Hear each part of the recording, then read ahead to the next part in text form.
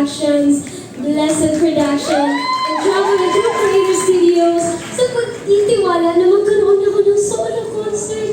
Grabe, kahit nagsisimula pa lang ako, I feel so blessed. Kasi po, akala ko sa panaginip lang ito na lahat eh. Akala ko, hindi na ito mangyayari. Pero eto na, nandito na, reality na. Grabe talaga.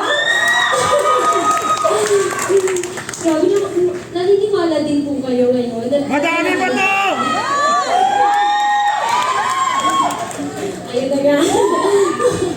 My first song na kinanta ko kanina was si Jessie J. Medley.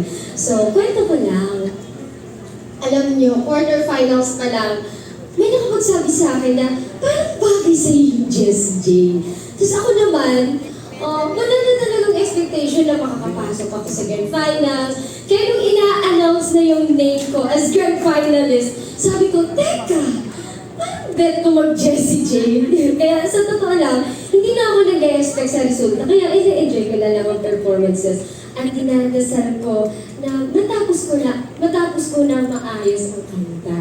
Kaya po napaiyak talaga ako nung nakita kong nag-standing ovation yung mga horados. Masasabi ko talagang, I am forever grateful to Showtime and Tawag ng Tanghalan for giving this little provinciano girl a once-in-a-lifetime chance. Maraming salamat po. And syempre, gusto ko rin po pasalamatan ng aking Showtime family. At syempre, ang T&T Band. Yes! Palapakin naman po natin. Sa pag-alalay sa akin. Mula noon hanggang ngayon sa aking first solo concert with our musical director, Sir Jack Luzon. Thank you so much po.